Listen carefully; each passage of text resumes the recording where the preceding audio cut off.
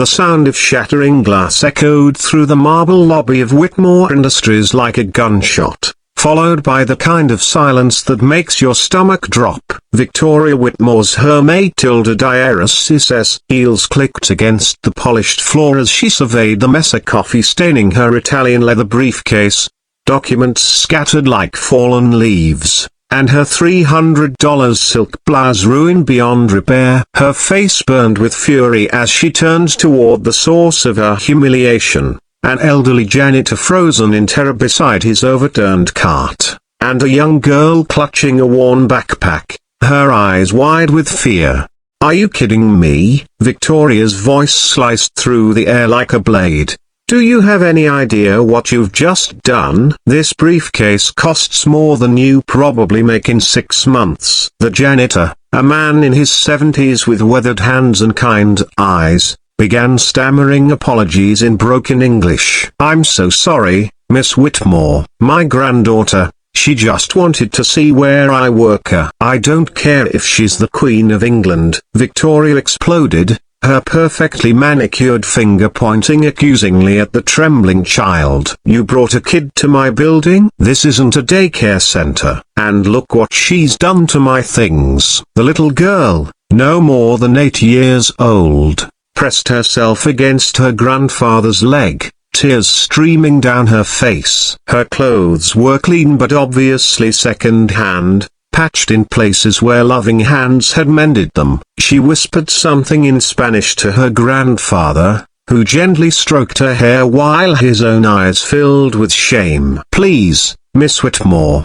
the janitor pleaded, his voice barely above a whisper. "Rosa, she has nowhere else to go today. Her mother is in the hospital, and I don't want to hear your sob story." Victoria cut him off, her voice dripping with disdain. "You're fired, both of you. Get out of my building right now, and don't ever come back." The elderly man's face crumpled as if she'd physically struck him. His shoulders sagged under the weight of her words, and for a moment, the powerful CEO felt a flicker of something, a regret, perhaps, but she quickly pushed it aside. Business was business, and she hadn't climbed to the top of a Fortune 500 company by being soft. As security escorted the janitor and his granddaughter from the building, Victoria caught a glimpse of the child looking back at her. Those dark eyes held no anger, no resentment, only a profound sadness that made Victoria's chest tighten unexpectedly. She turned away,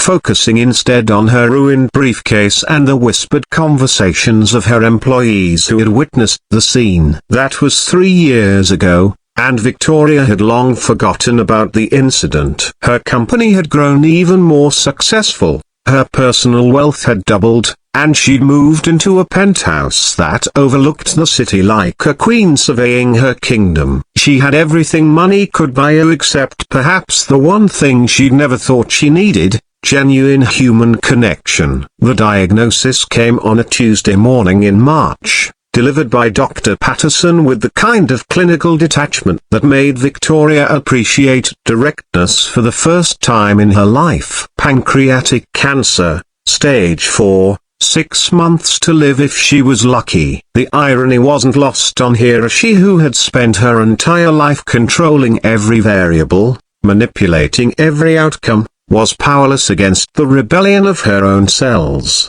The months that followed were a blur of treatments, specialists, and increasingly desperate attempts to buy what couldn't be purchased. Victoria discovered that having unlimited resources meant nothing when your body was systematically shutting down. The chemotherapy ravaged her once perfect appearance, leaving her bald and gaunt, a shadow of her former commanding presence. It was during one of her treatment sessions at St. Mary's Hospital that she first saw him again. Eduardo Morales, the janitor she'd fired 3 years earlier, was mopping the oncology wing floors with the same quiet dignity she remembered.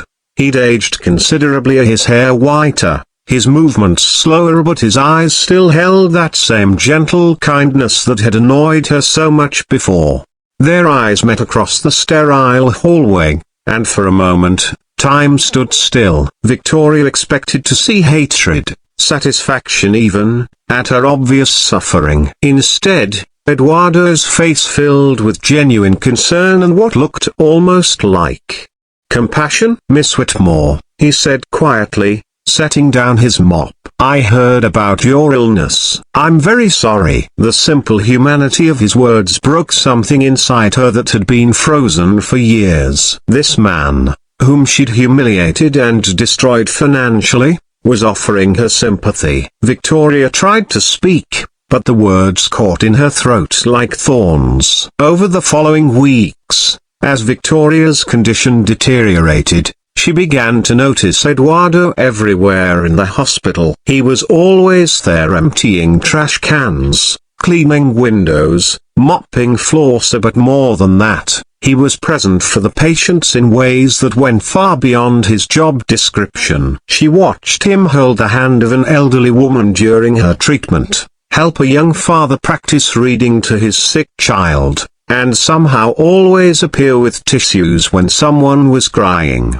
One evening, as Victoria sat alone in the hospital garden struggling to keep down the little food she could manage, Eduardo approached her bench. Without asking permission, he sat down beside her, his weathered hands folded in his lap. "You know," he said in his accented English, 3 years ago, when you fired me, I was very angry. Not just for myself, but for Rosa." She cried for weeks, thinking she had done something terrible. Victoria's heart clenched. "Where is she now?" "Your granddaughter." Eduardo's face lit up with pride. "She's 11 now, in middle school. Very smart, like her grandmother was. She wants to be a doctor someday, to help sick people get better." The conversation continued in comfortable silence for a while before Eduardo spoke again. "You know what Rosa told me after that day?" she said. "Bulo, that lady must be very sad inside to be so angry at everyone. She was 8 years old, and she had more wisdom than I did."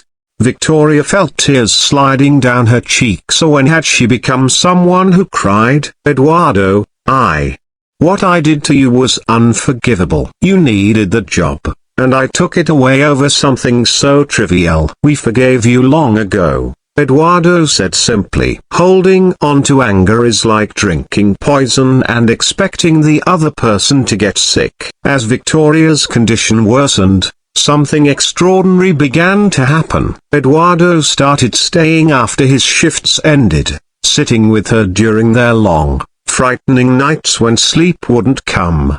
He brought her homemade soup that Rosa had helped prepare, told her stories about his life in Mexico, and listened without judgment as she talked about her regrets and fears.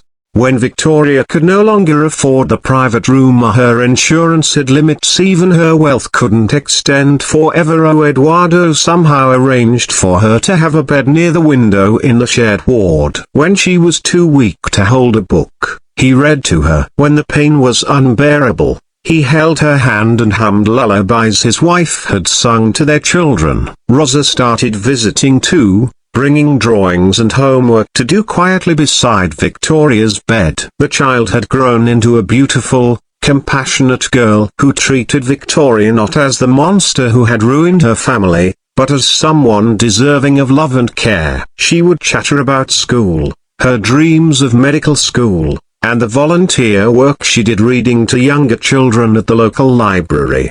"Miss Victoria," Rosa said one afternoon, looking up from her math homework, "Bulo says you used to run a big company. That must have been really important work." Victoria tried to smile. "I thought it was important, but I spent so much time building something that I forgot to build relationships with people. I forgot what really matters." "Well," Rosa said matter-of-factly, "it's never too late to remember, right?" In those final weeks, Victoria experienced something she'd never known in her 62 years of life: unconditional love. Eduardo and Rosa didn't care about her wealth, her power, or her past mistakes. They saw her simply as a human being who was suffering and afraid, and they responded with a kindness so pure it transformed everything Victoria thought she knew about the world.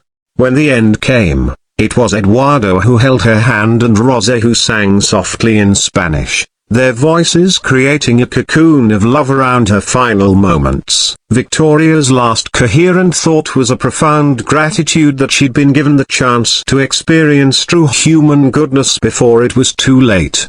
The reading of Victoria's will shocked everyone who knew her. She'd left her entire fortune, over $200 million, to establish a foundation run by Eduardo Morales and his granddaughter Rosa, dedicated to providing health care for undocumented workers and their families. The foundation would also fund scholarships for children like Rosa who dreamed of careers in medicine but lacked the resources to pursue them.